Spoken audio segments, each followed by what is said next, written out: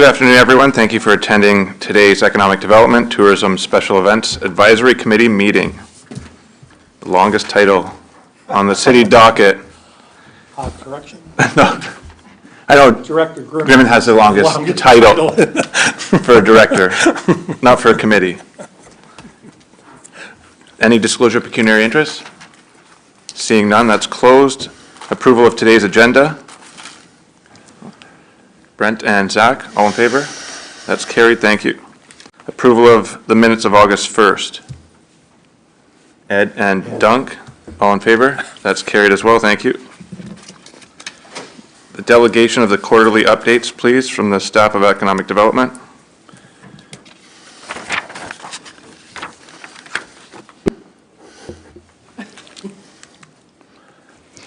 Thank you. So we're going to start off with the Community Improvement Plan update. So the draft commercial and tourism CIP document was considered at a statutory public meeting at the council meeting last night. No comments from the public were received. The plan identifies incentive tools that will be included as part of the program. A staff report will be considered by council for the final approval of the plan before the end of 2024. The council-approved CIP program will be presented at the next committee meeting.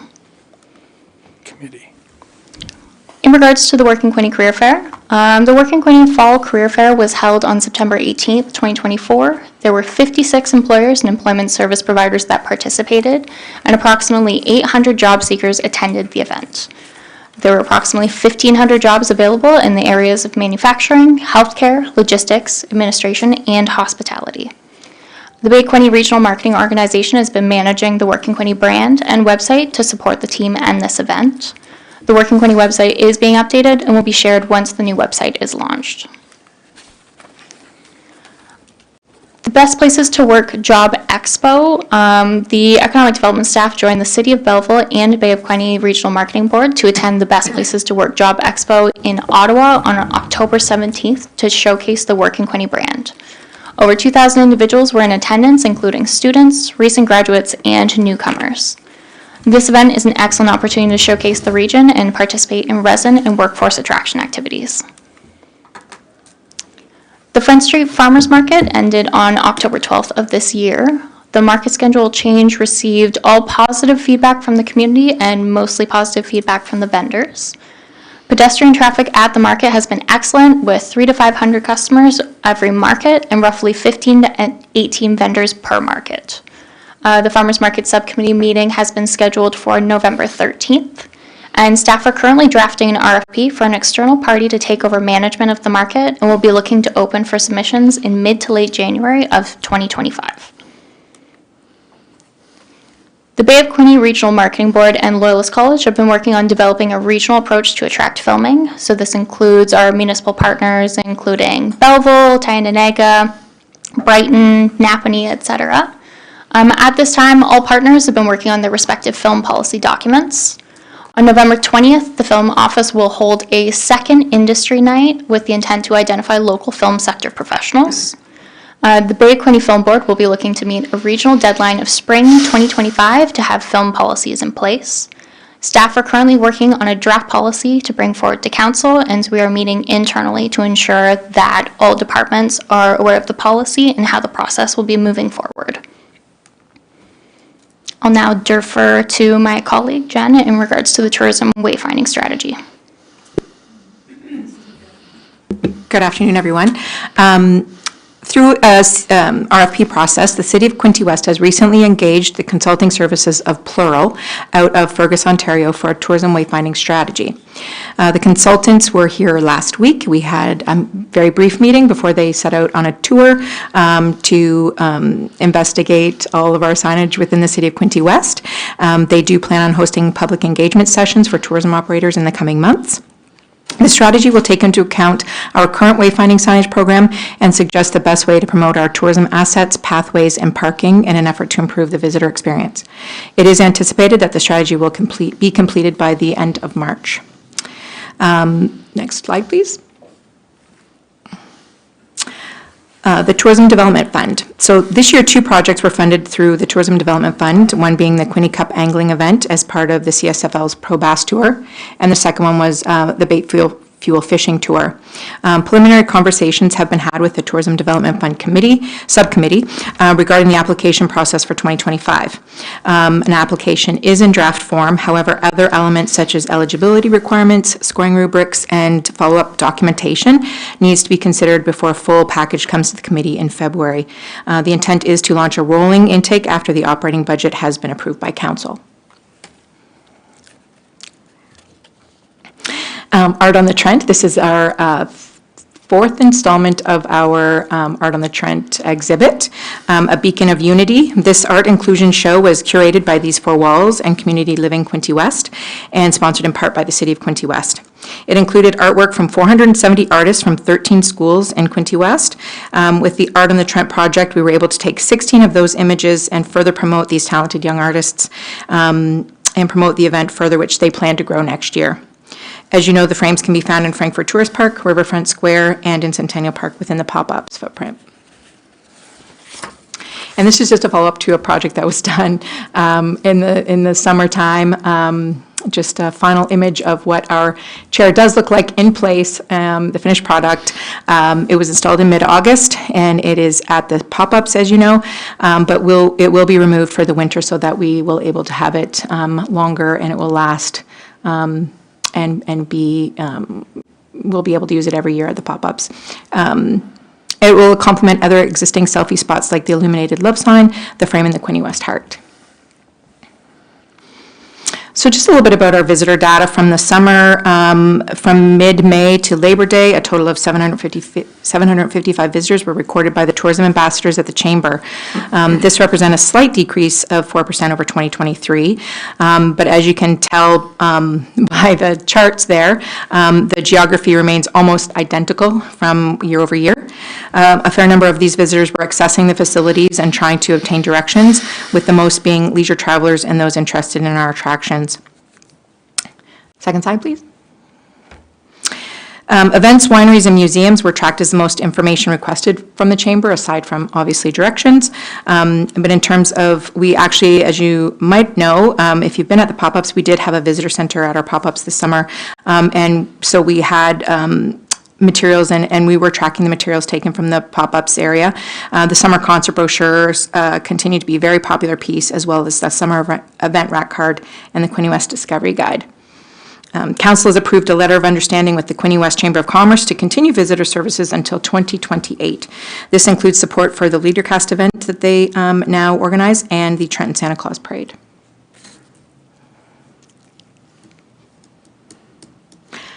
This is an exciting event coming up again this year. Last year we did this for the first time. Actually, the first time in its current situation or its current position. But staff have released the vendor names for the Quinte West Holiday Market, which will take place at the pop-ups on December 7th and 8th. The market is currently being programmed with theme activities, live entertainment, and activations, and will feature the Holly Trolley on the Saturday evening. The Holly Trolley Tour promotes the Christmas fantasy lights in both Trenton and Frankfurt. So you can find out more by looking at the website to find out who the vendors are and that kind of thing. So Canada Soccer happened in October, just getting over that still. Quinte West and the Bay of Quinte region successfully hosted the Canada Soccer U15 Toyota National Championships from the 9th to the 14th over the Thanksgiving weekend. The tournament featured 12 male teams and 10 female teams of youth from every province in Canada, as well as the Northwest Territories. Interestingly, the picture at the top is the Northwest Territory team at the Quinte Museum of Natural History, and they had never actually played on actual natural turf before. So when they arrived, we set them up with a practice event right away, or practice game right away with some of our Quinte West teams, and yeah, it was a great thing to be a part of. It was really cool.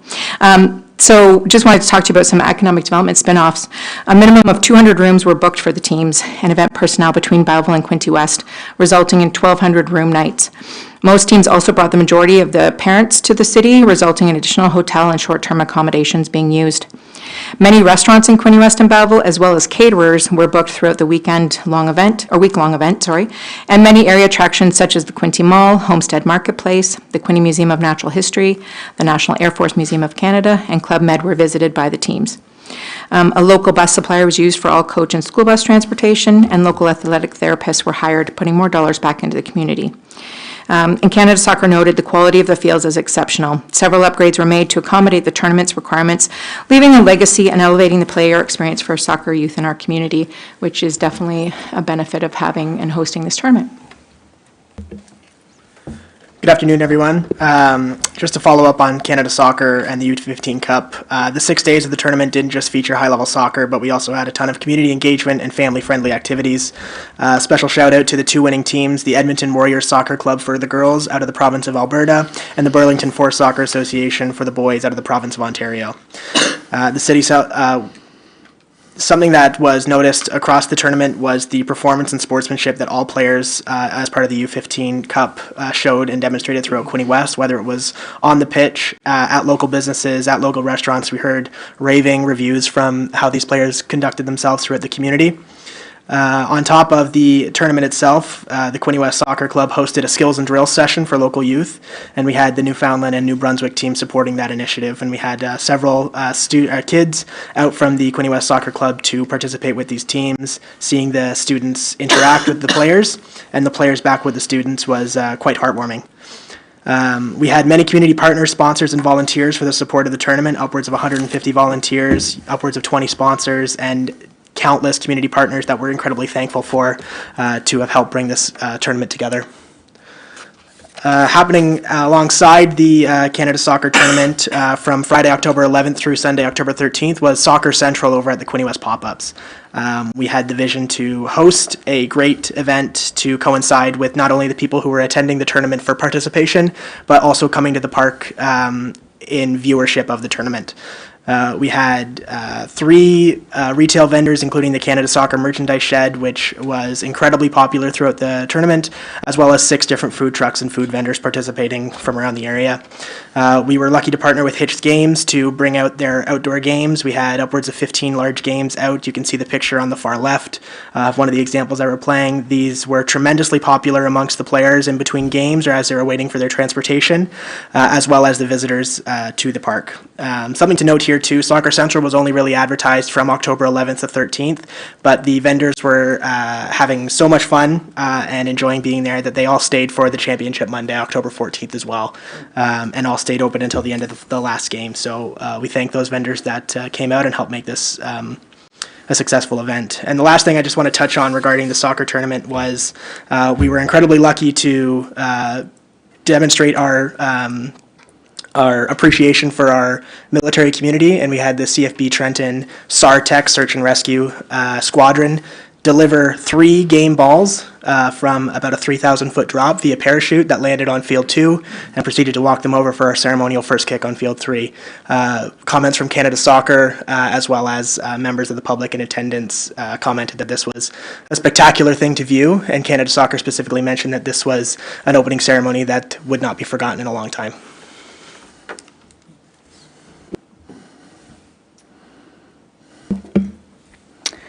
So 2024 was a busy year in events. Since we last met, we've had the 27th Annual Cameron Memorial 2-day Rep Soccer Tournament in Centennial Park, which saw over 140 teams engaged.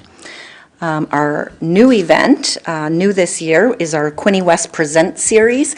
This event was introduced for a lack of an event taking place. We had a small gap on the calendar in August, and also we wanted to find an event that utilized our amphitheater. So this year was the Great Summer Carnival. It went over really well, easily over 500 kids out playing the carnival games with families. This is a great event. This one will be continued, and each year the theme of the Quinte West Presents branding will be changed. After that, we had our second annual corn roast out in Wooler. This is attached to our movie nights. We went from 8 movie nights last year.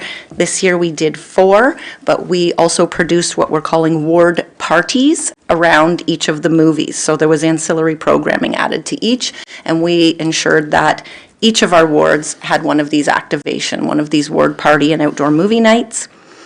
The plowing match was attended by our tourism staff. They saw over 750 people through the booth over the 2 days, and the most requested items were the hiking and city maps. Also, the Blair Smith Memorial Fishing with Kids Tournament took place again this year. This event, it's a great event. It had over 150 kids out that participated with their parents. They take over Riverfront Square and Compass Court. They get support from the city, from the Kiwanis and DBIA, and also they've partnered with CSFL, our big fishing tournament that comes to town, to use their stage for presenting their prizes and whatnot. So it's really nice to see some of our third-party organizers also coming together and partnering on things. Which leads me to the Canadian Sport Fishing League Big CSFL two-day tournament is their Pro Bass Tour. It's a qualifier. They've actually branded it the Quinte Cup. And it's been coming for a number of years now, and we generally see between 20 and 60 boats, which of course offers us a great economic spin-off there as well. We're really doing well with our fishing tournaments. We seem to be attracting more and more each year. And Hops on the Water took place this year. It was another successful partnership with the Trenton Lions Club. We've got great relationship with our OPP and security and different stakeholders in this event. I think numbers were slightly down in terms of ticket sales, but token sales were slightly up, so we're falling very similar as we did last year in terms of numbers. We maintained the family-friendly sort of atmosphere of this event. I think that's a big part of its popularity, but we continue to do research so we can introduce new and exciting things to the event. Lastly, we also had the CBAF tournament, which is the Canadian Bass Angling Federation, which saw, I believe, about 30 boats this year. This is a returning group as well, and they are already planning for 2025 to return to Quinte West. And the last is our Boo Tour, which is a self-guided tour we've run for a few years now with great success. Nick looks after that one, and they've just recently announced the winners, which I don't have with me. I apologize.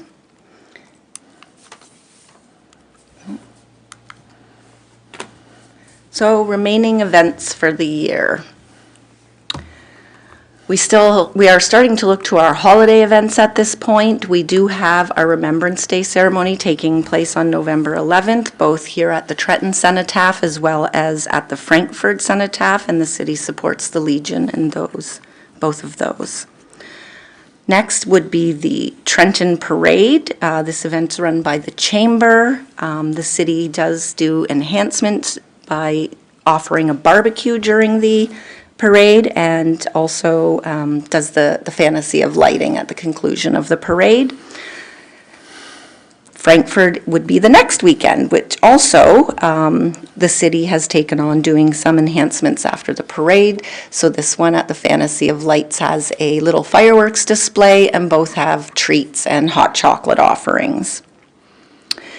The pop-up market this year will be doing their two-day holiday market. Jen has already spoke to that, but we're happy to have them as a stop on our Holly Trolley tour. New this year for Holly Trolley, we have added a new stop, which is at the auditorium at the Trenton Arena. The upstairs will become not only a warming center and a place for families to grab hot chocolate and treats, but we're going to have several photo opportunities and a gingerbread village set up for that.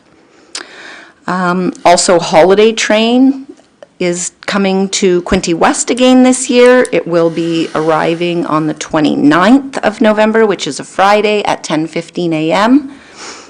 And the last event on our calendar for the year is the lighting of the menorah, which takes place in Fraser Park at 6 p.m. This year, this is taking place right on Christmas Day. And it generally includes a nice little reading and some friendship and chatting, and then the lighting of the menorah itself. So our metrics. You'll note that the total community events is slightly down since last year. Accounting for that, it appears like there was less, but actually that represents a reduction from the 8 movies to the 4 movie nights that we have enhanced, as well as last year was our 25th anniversary, so there was a lot of one-off events and activations like the art installations, the mural that you'll see outside downstairs in the lobby here, and our Muskoka Chair project, as well as the 6 days of soccer.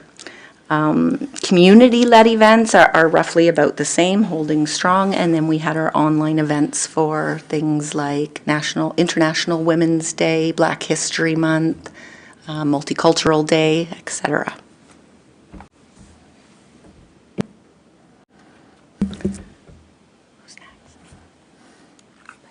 Back to Nick. And I know what you might be thinking. That's a lot of events for 2024, but don't go anywhere because we're already talking about 2025. We'll be starting our calendar of events for 2025 on Sunday, January 12th with our Skate and Social with Mayor and Council, the event that has replaced our New Year's levy. This will be the third year that this event has ran at the arena between 10 a.m. and 12 p.m. at the Trenton Arena, and the continuous turnout for this event has been incredible. Family activities, council with their great hockey jerseys representing our love for hockey in this town. And it's just an exciting way to celebrate the new year and get people engaged right from the get-go. We've noticed that several communities have started to move away from the January 1 New Year's levy, so we're happy to be a part of that leading change. And that brings us to the end of our quarterly wrap-up, so we welcome the committee to ask any questions directed to any one of us throughout the presentation. Thank you. Any questions? This side of the room? Anyone online? No, Zach, go ahead. Thank you, Mr. Chair. I did have a couple of just comments and then a couple of questions too. First off, I know that at the council meeting directly after, that I think we all took our turn complimenting staff on the soccer tournament, how well it was run and the feedback and planning and the volunteers and everything. It just came together so well. So with all of the staff, or a lot of the staff that had a hand in it here, I just wanted to echo those statements again. It was certainly a wonderful event and rave reviews from everyone. Yeah, a couple of highlights. I love the ward parties and the ancillary programming. I think that's a great way to spread out some of the events to the wards and kind of maybe get engagement from different parts of the community, maybe less likely to travel down to Centennial or some of our more central located events. So it's great that you're kind of building those up and continuing. Summer Carnival was a great addition. Wonderful use of the amphitheater. I went and it was yeah, a great event, the Dog Days of Summer, completely free, which I thought was a great touch too, where possible to do that. And I'm happy to see the meet and skate coming back. That was, I think it's great that we are forward-looking and progressive on some of those kind of changes. And of course, all the events that get reformed, it might not, maybe shoot some air balls sometimes, but I like to see us trying new things and sticking to what works, and certainly it's looking forward to that again. I did have a question for, I got thinking about this when we had the tourism commercial CIP brought to council last night, and how long we've been talking about the lack of hotels in Quinte West and kind of that identified shortage, and being able to incentivize that through the CIP program, which is great. But I just had a question for the soccer tournament. Did we end up having sufficient hotels and STAs for all of the visitors or most of the visitors, or did a large amount of them end up having to stay outside of Quinte West, or do we have any info on that? Through you, Mr. Chair, to Councillor Card. So Canada Soccer and host HTG, which is the company that coordinates the accommodations, did coordinate the teams directly to be staying in the city of Belleville. There is a certain requirements that they have to have. For example, the Comfort Inn does have sliding patio doors on their lower floors, so they were not appropriate for youth. And like the same thing with the Ramada Inn in Belleville, they have upper patio door slides, like balconies, so they were also not available. So we did have all 4 teams. They stayed in the Hampton Inn, the Fairfield Inn, the Holiday Inn Express, and the Country Inn and Suites. All of them had to be kind of similar in size and scope and amenities that they offered. We did have all the referees stayed at the Holiday Inn in Trenton, as well as we used the Comfort Inn for some of the higher profile Canada Soccer attendees and some of our the referees that we had to support that were here as well. So we did have some obviously some rooms booked in locally. We don't know about Airbnb. That's anecdotal. I do know that we did hear that some of the parents definitely stayed at Airbnbs. Thank you for that. And yeah, I'm hoping that the CIP will work its magic and we can, maybe the next high-profile event will have more capacity for that. So I'm hoping it can achieve that. But yes, again, it was a wonderful event, and thank you for everyone for all the work that they did on that over years, I guess it was. How long was the planning process from start to finish for that? Originally, we had intended to go and bid on the 2023 one, so it was probably 2020 when it first came about. And then because of COVID, we actually were asked to bid on the 2024 one because everything got backed up. So it's been since 2020 that we've been working on the bid, and 2021, in January, we were awarded the bid. Amazing. Thank you. Thank you. Can you just clarify why maybe the staff thought the attendance was lower at Hops on the Water? Because being pushed up a month, I would thought it'd be better attended, correct? Because the weather's nicer. I just thought it would bring out more people. Was there any feedback on why that happened? I don't have the final numbers. I just know that that day that we felt that we were down just slightly. We did have to increase the cost of the ticket this year. I don't know if that was a factor or not. It went from a $20 ticket last year to $25 this year, or $30 on the day of. Pre-purchase was available, though, until midnight the night before. I can't speak to that other than the cost is what we're guessing at. Question. Yeah, no, it was a nice day. I just was curious if the numbers were in. I had some non-drinkers approach me about, is there a practice where instead of them paying $30, they pay a smaller fee?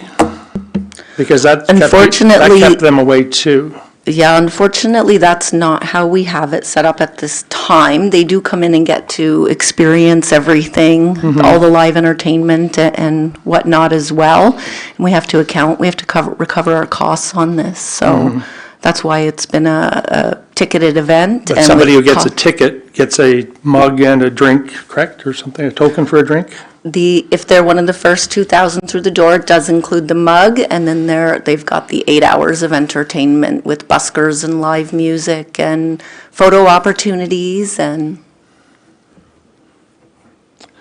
Do you think the cost was too high? I don't think it was too high. Unfortunately, the costs across the board have went up, and we're seeing that too, and that's affecting our budgets and our bottom lines, and at some point, we can't do everything for free. Quinte West is really good about offering a lot of free events and opportunities for our community to come out, but unfortunately, particularly with a licensed event like this, there's a lot of extra incurred costs, like security and OPP involvement, and that hikes the prices of things up, and at some point we did not put that price up until last year either, right? Are there sponsorship opportunities then? Somebody could cover security, somebody could cover this, somebody could cover that, which could drop the, We'd be happy to speak to any merchant or business who'd like to step up and sponsor and have a conversation with that. Well, the event's great.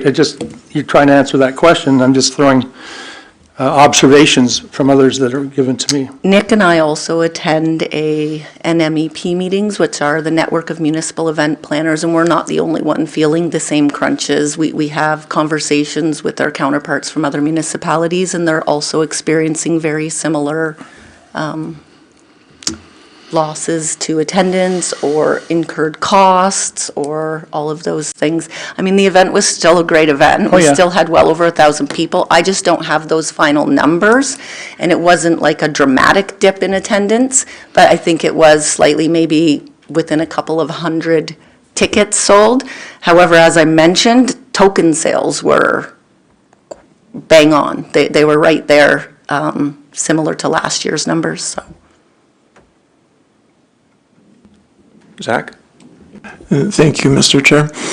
Just a follow-up on the Hops on the Water. I know that a lot of the planners and that are having the craft beer festivals struggle with the vendor attendance and securing vendors. I know that I heard some feedback about, there being a little bit less vendors, but I know that was speaking to you, there was a reason for that. So did you want to speak to some of those challenges, shall we say? Thank you. Through you to Councillor Card.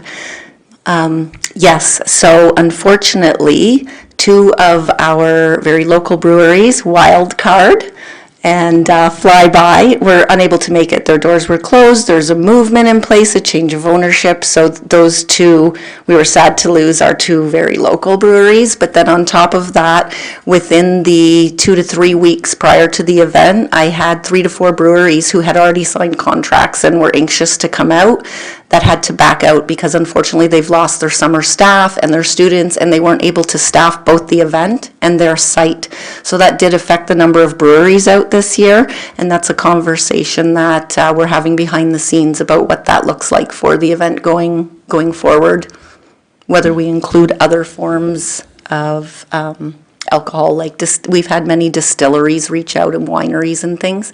So we're having conversations now about what next year's platform may look like, and we may open some of those spaces to some of those other alcohol providers. It makes perfect sense, and I think that it's not unique to Quinte West. Hops on the Water, I think just hearing from other industry that the staffing has been an issue for a long time, but I did notice there was the one distillery, I think from Pickering, Ajax region, but I think one of the owners lived locally, and they had sampled some of their wares, and it was very good, so it certainly wouldn't be disappointed to see more of those in future years too, but thanks.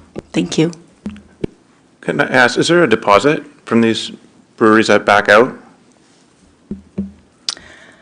Well, there would be had they sent their form with payment in, but unfortunately some of them send their forms in first with payment to come, and then when it's time to pay up, that's when they realized they couldn't staff it. So we couldn't even hold back like a deposit of sorts. But that doesn't prevent you from attracting more. Say 6 signed up, you still have room for more, correct? So if they do back up, the Yeah, city's and just out we the reached money. out to several, and again, feedback was very consistent that a lot of them just couldn't staff the event. Like, we reached out to dozens of local and even kind of stretched our barriers a little bit to reach out a little further. And that was the consistent feedback we were getting. We're unable to staff both our location and the event. Yeah, and please don't, I'm not at all thinking staff have anything to do with that. As a business owner, I would think they're responsible and they should not overextend themselves. So that's unfair to the city to commit to something and then not show up for you guys. And then lastly, ciders, were there any kind of cider on site? Not specifically this. We have had cideries Right, in the okay. past. I Yeah. have heard that from some people, and I know most ciders are naturally gluten-free, but with all the allergies and dietary restrictions that we're faced with now, I know some of those people with the actual real allergy and not a preference like to see it actually, if it says it on there, then they feel safe to eat something or drink something. So if you could attract a cider that is actually gluten-free, it opens up that kind of market as well, people that aren't beer drinkers or they can't have beer because they're celiac. I totally agree. We're starting to look at that. Again, we've included the grind and vine in the last couple of years, just to have that wine option. We have let like 1 or 2 cideries come in and 1 or 2 distilleries come in. So the event is sort of morphing, changing all the time. We're constantly checking on the trends, what's happening.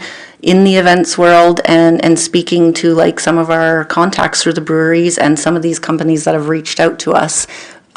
We've also made it a point to include beverage options that aren't alcohol as well, because that was some feedback that we had. Not everybody not only drinks beer, but just doesn't drink, period, sometimes. And so this year we had like Virgin Mango there, who was offering some really great smoothies and juices and things. So we are aware that the event is changing, and we are doing research in the background and talking to some of our other municipal colleagues that we meet with a couple times a year. So again, this event is morphing and changing, and we'll continue to do that according to trends and what's happening year on year. Thank you. I think the dialogue's good there. It gives us a sense of how to move forward. And sorry, do you have another comment? Yeah, speaking of change, have you considered changing the time of when you operate it? Because I think that was part of the problem, is they're still busy at these wineries. We don't really have a gap in our calendar that would make sense for this event to be a summer event, and brewery events don't tend to be summer. They tend to happen in the shoulder seasons. Well, I think the first one around here was at Empire in February. A shoulder season, yes. Right, so that's But why I'm saying. since we're outdoor, that's a little cold, so we wanted to bring it into a bit of nicer weather. That was a part of the move from April, because the first few years that we ran Hops on the Water, we ran it in April. Right. One year we were in t-shirts, and the next year we had toques on with snow, and I had Jim Turner plowing the lot before the event. So that's why we brought it into October last year, and then this year we bumped it into September because we had such a huge October 6-day event coming up, and Right. it just didn't make sense. Okay. Anyone else? Thank you for that feedback. Thank you. There's no public input, no correspondence. For items of committee's consideration, we have staff report 24010CS, the Quinte West pop-up update. Would you like to comment, anyone, or can I just ask for a mover and a seconder? And if there are any questions? We'll start with that. We'll start with a mover and seconder. Okay, Zach and Dunk, thank you. And then we'll have discussion. So. Thank you, Mr. Chair. In terms of the Quinte West pop-ups for 2024, it is a great update for the season, as we have added a lot of different programming this year. But just to start, the pop-ups did originally open in 2021 in Centennial Park. However, they have expanded quite significantly. And in terms of the 2024 season, the pop-ups did operate from May 31st to September 2nd.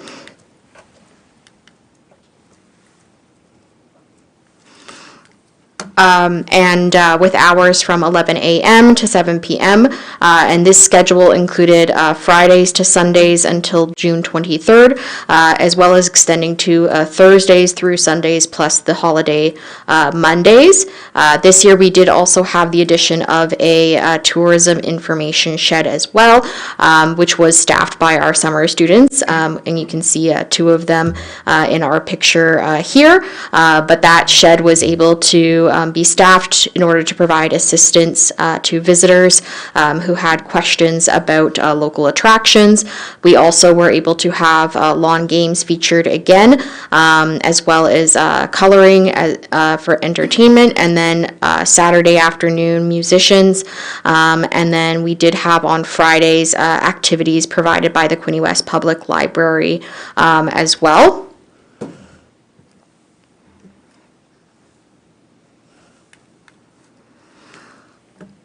And in terms of the visitor information shed, my colleague Jen did speak to this a little bit, but in terms of the printed materials that were handed out, we did distribute approximately 2,000 pieces of printed materials, so there is still a demand for materials such as maps, rack cards, and brochures and guides, all different types, and so this was something that we did notice people were collecting during the summer.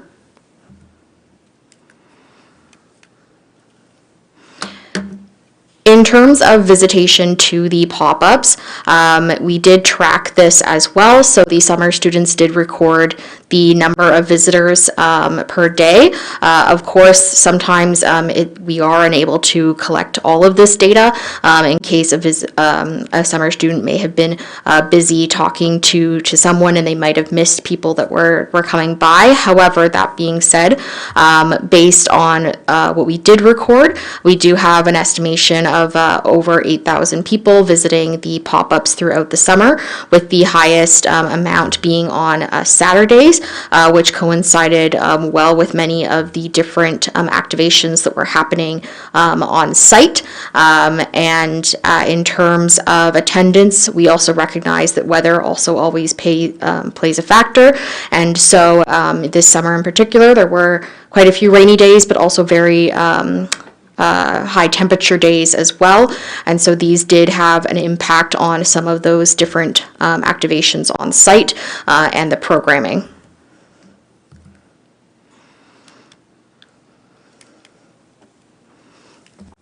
So in terms of our popular events that did occur on site, we did have various events that boosted attendance that included the Kinsman Carnival, for example, on the opening weekend of the pop-ups, as well as the Bay of Quinte Arts Festival, which was a brand new third-party event that was also located on the pop-ups site. And in terms of the Canada Day celebrations, as well as the Festival on the Bay celebrations, the Cameron Memorial Soccer Tournament, and Great Summer Carnival.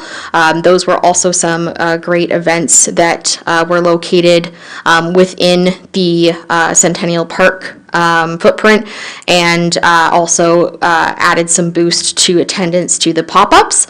And the other date was actually August 24th, so this was also a new addition this year in terms of programming, but we had free Tai Chi sessions occurring at the pop-up site, and we did also have puppy yoga. This was a paid attendance, however, there was free puppy playtime that was available afterwards, which visitors really enjoyed. People always love cuddling cute little puppies. And so in terms of the pop-ups, that was just another great activation that we had on site.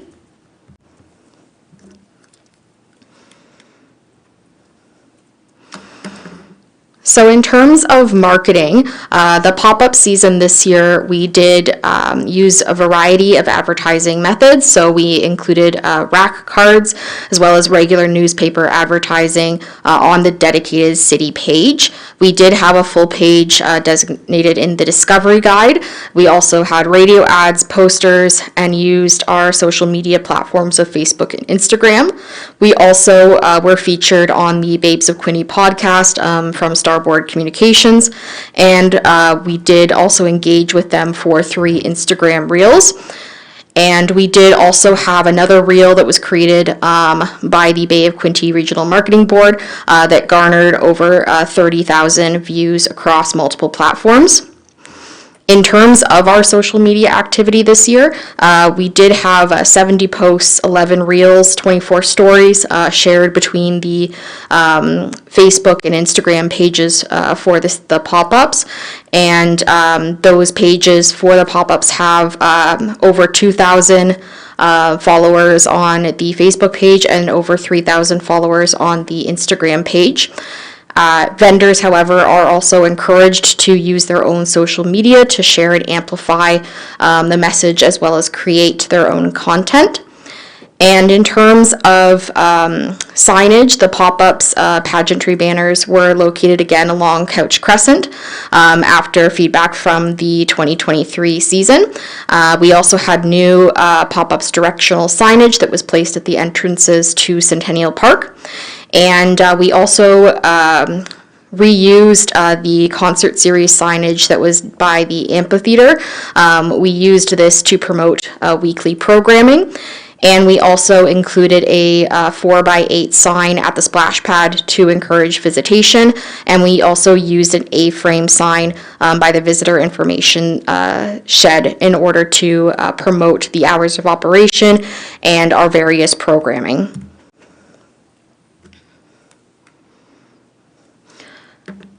So in terms of the programming that we offered, we did develop different themed weeks this summer in order to help encourage repeat visitation and hopefully increase the length of stay as well as attract young families to the pop-ups.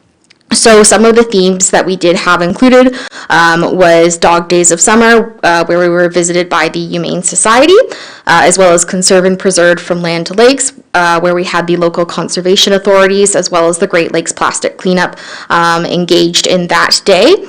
We also included Real Life Superheroes, Safety First, where we invited the Quinte West Fire Department on site, as well as some Paw Patrol characters to engage families. And the Fit for Summer theme was actually the one where we had Tai Chi and puppy yoga with the puppy playtime. And we also had Treats Week, where you were able to make your own mask as a craft and also have a trick-or-treating event with the vendors.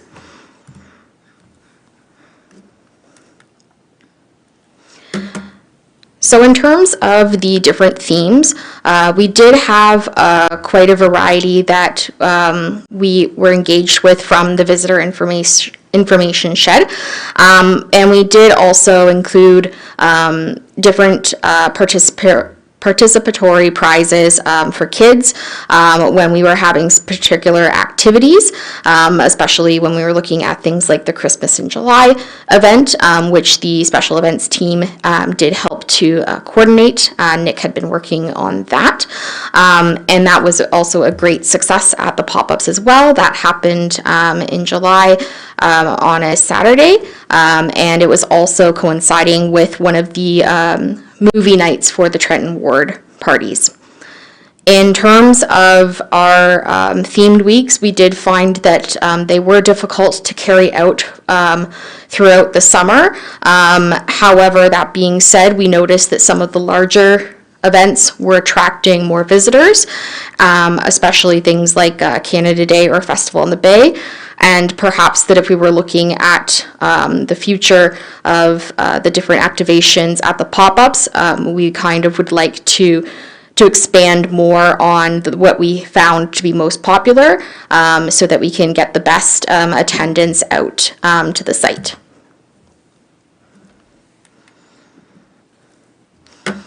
So that being said, the pop-ups are able to be used throughout the year, as we do have some different events that are taking place where the pop-ups could be utilized. And so we did take we did use the pop-ups for Soccer Central, as already mentioned, and we also are using them again for the holiday market on December 7th and 8th, and we are currently in the process of getting ready for that event. In terms of the pop-ups for the summer, we did conduct a survey with our vendors, and we are using that feedback to guide us in the direction of the 2025 season in terms of operating hours, vendor selection, and programming.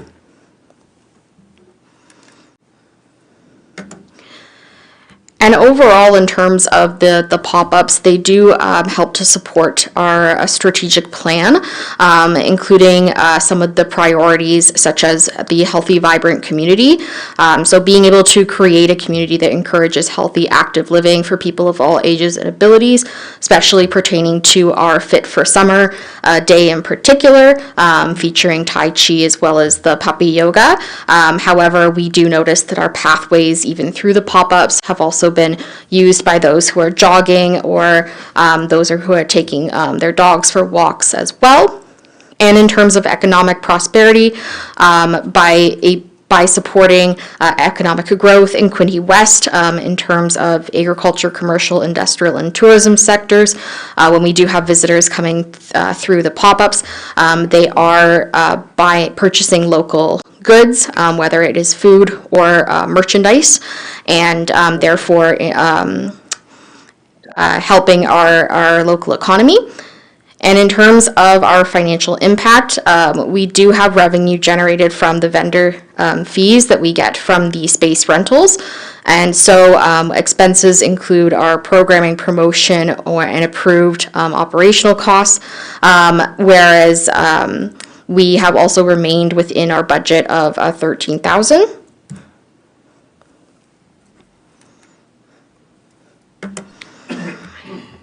The pop-ups are also located along a path that is that connects to all of the vendors, and this is a paved path, which is wonderful as that means that it is accessible. And it does ensure that those who have mobility difficulties may be able to navigate the space. We also have accessible portable toilets that are provided to ensure that visitors can also use those. And then in terms of diversity, equity, and inclusion, we also are making sure that we have inclusive events that we are having featured at the pop-up site. So for example, this year we did offer drag story time, which was wonderful support for our 2SL LGBTQIA plus community. And we also offered a Multiculturalism Day celebration with support from our events team. Colleen also worked really hard on that, and that was featured at the pop-ups site as well. And we also wanted to spread awareness around National Indigenous Peoples Day, offering a lot of different information on that day as well. And that is something that we do want to continue to move towards more activations in regards to creating a diverse and welcoming space at the pop-ups. And with that, concludes this presentation, and if anyone has any questions, we would be happy to answer them. Thank you. Yes, go ahead, Colleen.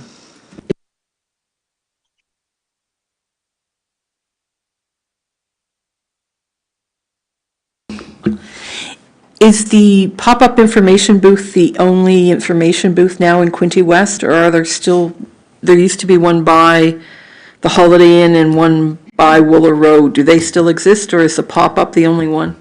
Through you, Mr. Chair, to Committee Member Colleen. The one at the Wooler area was the one that was moved to the Ramada Inn. Okay. And it was so old that it was rotten. We did have to dismantle that. But we do have, obviously, the Chamber of Commerce is still the primary visitor center here within the city of Quinte West. Okay. Okay. Yeah, Rosie? Rosie, you? Yes, I just, can you hear me now? Yes? Okay, I just wanted to give a shout out to staff. Just watching the presentation and seeing all the pictures today, I remember when that was just a field and the pop-ups weren't there. And the programming and the themes and everything that has come about in the last few years is just amazing. I just wanted to give that shout out because, yeah, I remember when there was nothing there and the votes and discussion that took place to get the huts, and now it's talking about going and expanding holiday markets and year-round usage of that section, and we've really created a community hub there. Ed? Yeah, I was going to say something similar. Did I get it right that the shortfall is only $13,000 for the entire summer? Thank you, through Mr. Chair to committee member. Yes, that is the current cost. We do have it split though. There is an additional budget that we also have for the holiday market that we use as well. But for the summer this year, that was the current amount. Yeah, no, that's excellent. How about for the holiday market? How much of a shortfall do you envision for that? Thank you. Yes. So for the holiday market, we actually have the same budget. However, because it is only a 2-day event, we do want to add more programming to it to activate the site during a short amount of time. So its budget is comparable as we are adding a lot more programming compact into just the 2 days. And so because of that, there is that associated cost. We also do have a lot of tents that we need to order for that event, which does increase the cost quite heavily. Okay, well, thanks. Well, you're doing an excellent job, for sure, if it's only costing that much. Yeah, Zach? Thank you, Mr. Chair, and I wanted to echo Rosie and Ed's comments. I remember back just as a citizen when the pop-ups were first introduced and the location, and I just not having been part of the discussions, I had questions about, the location and kind of like long-term viability, and I can say that I really agree with and think that it's a positive direction to kind of create a beachhead around them at Centennial Park for the future, and kind of leveraging that space with the pop-up food vendors and the events and the programming, I think is the right direction. And I'm very interested to see the future with the Parks and Rec master plan coming back, what more that Centennial Park can offer in terms of utilization and sports and recreation, and certainly potentially those beach volleyball courts going in. And I see a lot of growth in this area, and it really being a kind of a tourist and entertainment hub for the future, the next generation. So kudos to staff on that. Anyone else? I just wanted to direct your attention to the last paragraph. The purpose is a permanent storefront location, that last paragraph above comments and analysis. One company ended up going to Belleville and one to Coburg. Although that's great that Quinte West could start them off, I wonder if we could create some kind of incentive program that if they were to locate in downtown Quinte West, I'm not sure what we can do legally, and I know some buildings are owned by a third party, but something to the effect of maybe a tax rebate for the first 3 months or something to that effect. We can discuss some ideas, but I think at least like we started them out, you guys gave them their shot, their exposure, so there's an added incentive if you locate in downtown Quinte West. Not just in our area, but specifically downtown, to try and have one rebuild off the other. Do you want a motion for that, or is that? Yes, Jacqueline? Thank you, through Mr. Chair. Certainly, I would entertain any motions from the committee, but I do just want to bring the committee's attention to the work that's going on concurrently on the downtown commercial CIP and as well the tourism CIP. So there might be incentives through those programs that might be applicable that we can certainly make all those pop-up vendors aware of. So just in the effort not to duplicate some of the work that's currently going on, that's something we can certainly take away with the team and make sure that we do connect to the pop-up vendors in future. Okay. Yeah, if you could add that to the CIP as another paragraph or something to that effect, and even if that's not an incentive enough that they have a one-time shot at getting above and beyond the incentive. Like existing businesses may get a certain amount for their CIP, and these pop-ups, if they were to locate in downtown Quinte West, maybe they can take advantage with an extra additional, whatever it happens to be, whatever the report says, $500, $1,000, an additional CIP if they locate in downtown Quinte West. Through you, Mr. Chair, we also have had the intent to create a downtown commercial recruitment strategy. So in the past, we have applied for potential funding for that project. So we will be keeping an eye out if there is the opportunity to access funding for a commercial recruitment strategy, and I think that's something that would fit in perfectly with that. Thank you.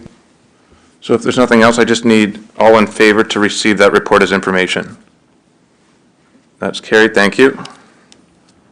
We'll move on to our resource updates. First is Quinte West Economic Development, or sorry, not West, just Quinte Economic Development Commission. A little ahead of myself. Yeah, thank you, Mr. Chair. So I'm going to give you an update from QEDC, which is again focused on the industrial side of economic development, really focusing on three communities: the City of Quinte West, the City of Belleville, and the Municipality of Brighton. I'm going to start off with our Skills Development Fund program, which we receive money on behalf of our manufacturers to support their workforce development. As of Starting April 1st to now, we've supported over $250,000 in training events for manufacturers that want to upgrade the skills of their existing people. That's over 65 training events, and 277 people have received training. So that's to develop your skills that are transferable and portable and stay with them. They help the company, but they also help the individual. So those dollars are going out, including a number of Quinte West companies. Companies like Kilmarnock, Miltex, Quinte Custom Foods, Electric Cables, and Nod are all receiving some of those dollars to support their training of their workforce.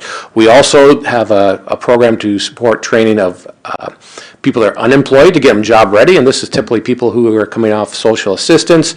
And we had a graduation a few weeks ago, and we have another program starting November 18th with a graduation on December 13th. This is a 4-week training program to get people job ready.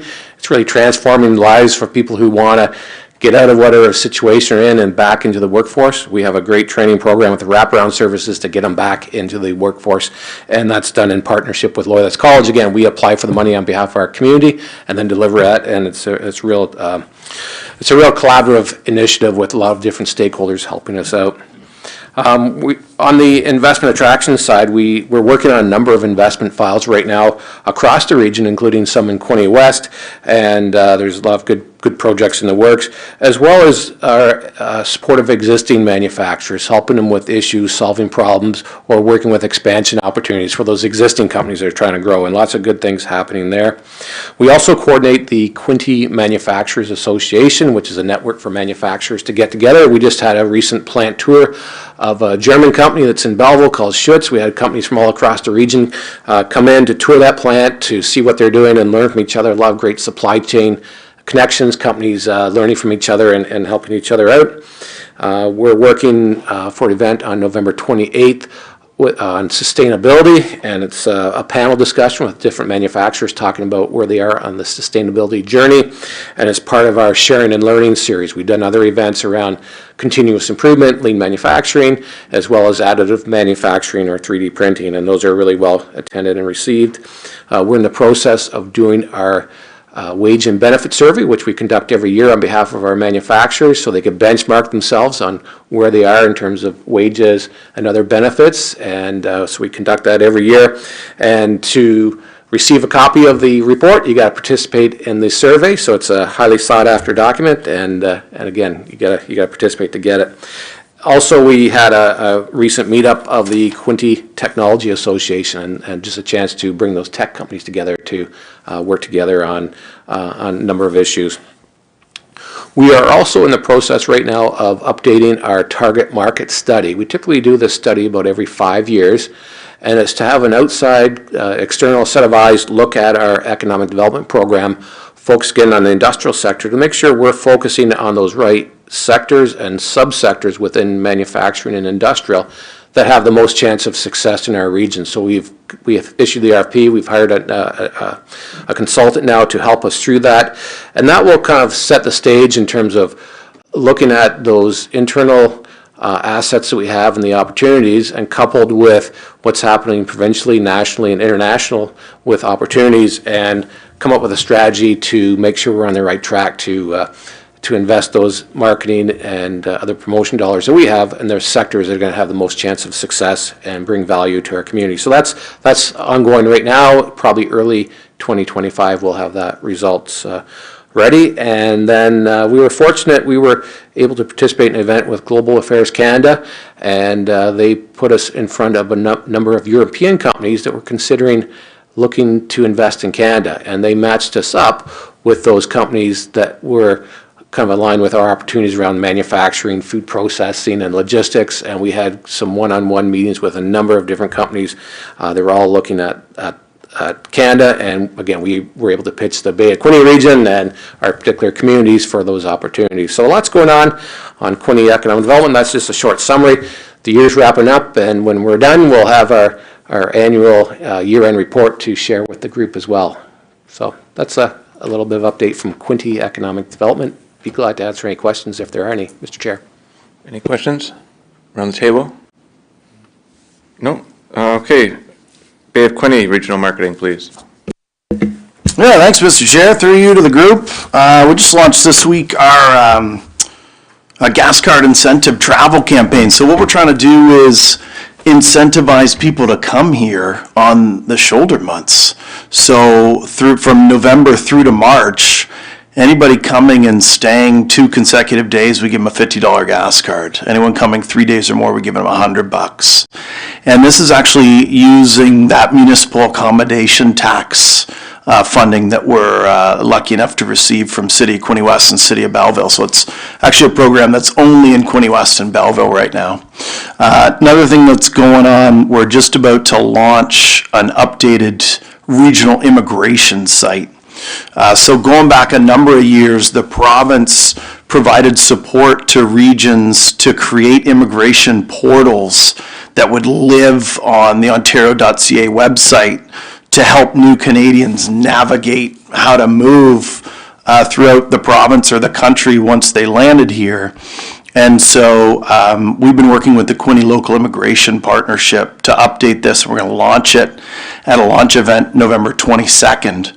The significance of this is a little more important right now, especially since I bet many of you have seen in the news, the feds have really changed how immigration works with respect to not just post-secondary institutions, but also just coming into Canada. And so, when we look at data from the 2021 census, it's about 9 or 10% of our population here in the region is new Canadians. And when we think of, the folks that people like Chris are supporting, but even the 80% of businesses in this region that have a customer service component, we need people to fill those jobs. And no one's having kids anymore, so we've got to make sure we're attracting new Canadians here.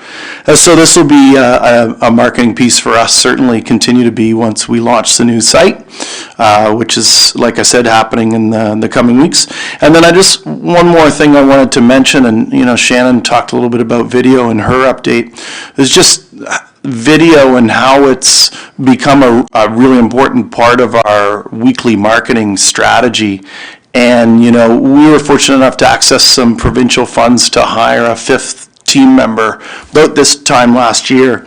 And one of the primary things they work on every week is video content. And we were crunching our April to September, so our 6-month numbers on the fiscal year just a few weeks back. And, weekly videos, we've seen over 30,000 minutes viewed, which is over 21 days of content viewed through video.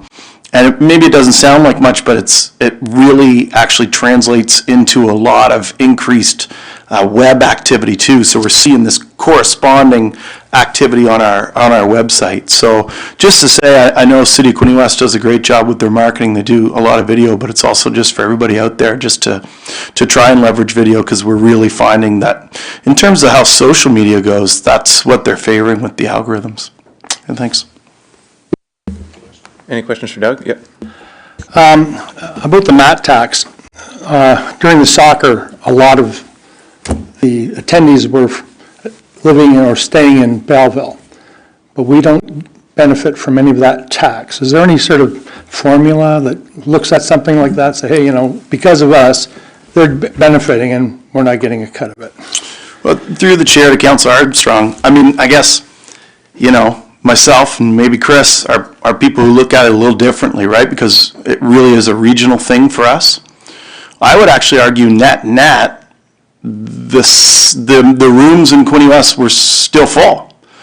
As Jen Rushlow was pointing out in her report, the teams, because of stipulations from Soccer Canada, ended up staying in Belleville hotels. But as a result, you got all of the families and all of the people who came in to watch, right? I know from speaking to the hotels, they were full.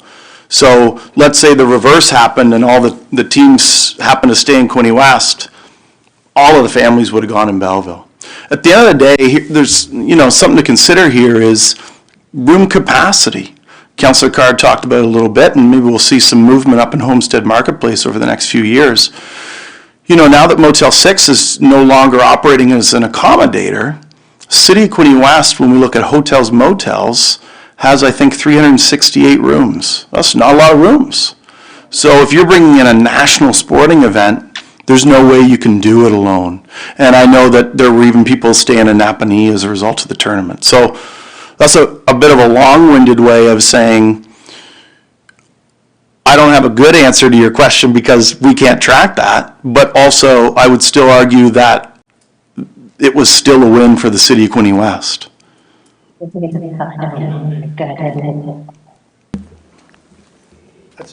Thank you. Irene, do you have a question or a comment?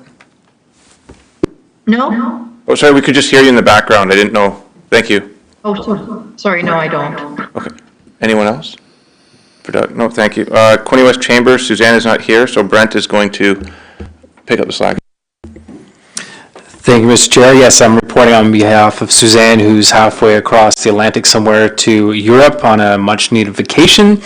So as the president of the Quinte West Chamber, I'll just report just a few things. So everybody in front of you should have the beautiful new Quinte West Chamber of Commerce branding that we did a launch last night for. Nick is being the little Vanna, just marketing off there. But I think it's fantastic. And on the back kind of explains what we went with the look and stuff and what every little piece kind of represents. We worked really hard on this with some local people that we work with, and we look forward moving forward with this kind of new branding and stuff, and just kind of look towards the future. And of course, it's been mentioned a few times, but the Trenton Santa Claus Parade, November 24th. If you don't have your things for the floats in, if you want to join, please do. And that is all. Yes. Could you explain the insurance aspect of it for floats? That was a big controversial thing last year, and is there something being addressed, or is it the same? I don't have that answer, unfortunately, but I know our Colleen may have the answer there. Through the chair to you, Councillor Armstrong, I was just in a meeting today with chamber staff as well as some of our staff and the fire department and OPP. So what happens is the chamber owns the parade itself, so they share a copy of their insurance COI listing the city as additionally insured for the day. And then it is their responsibility, and it was discussed today, so I know they are collecting a pink slip or proof of insurance from each participating float. And if the float can't provide proof of insurance, then it can't operate within the parade. So it's a seamless process basically this year. Last year was a bit of a hiccup, and we sorted out the process, and this year it's running smoothly. And that applies to cars and vehicles? Yes, anything that would require like a license or insurance to be on the public roads. Zach? Thank you, Mr. Chair. Through you to Colleen, just as a follow-up, is there a belief that this will affect the participation rate versus previous years? We haven't seen a decrease just due to that. Most people or businesses carry insurance anyways on their vehicles, so all they're really doing is providing us proof of that. We're not asking for anything above and beyond just a normal pink slip. So. Okay, thank you. And Trenton DBA, please. I would like to touch base on something Doug said. During the soccer tournament, we did see an increase of people downtown Trenton. So when they were leaving the game, they weren't going to Belleville shopping, they were coming downtown Trenton to shop. So we gained in that area. On November 28th from 4 to 8 p.m., the DBIA will host its first Griswold Christmas Craze. Downtown merchants are enthusiastic about this event. We are encouraging attendees to dress up as their favorite character from National Lampoon's Christmas Vacation, and it promises to be an evening filled with shopping, laughter, trivia, and eggnog. The merchants downtown Trenton are overly excited about this event, so I hope we have good weather that evening. Our popular Christmas wagon rides will also return this year, starting on December 15th and running every evening until December 23rd. We have seen several new businesses open up in downtown Trenton, especially in the last month. We have Beats and Sweets Vinyl Cafe, which is a bakery and a cafe that will be opening soon. Cafe Au Play, cafe and indoor playground. They are hoping to open in the next couple of weeks. Philosophy Boutique, a giftware and more store located on Elgin Street. That is very busy already. She has gone through half her merchandise that she's brought in and has only been open for 2 weeks, so that's amazing. Quinte West Women's Collective is a supportive space for women to connect with each other. Radiant Flow, physical and emotional well-being services. Sacred Scissors is a new hairstylist that has opened up downtown, and the Barking Spot soon to open up on King Street. And Marian Kamalai, she's a cosmetic nurse and esthetician. She will be, she has already opened up downtown Trenton.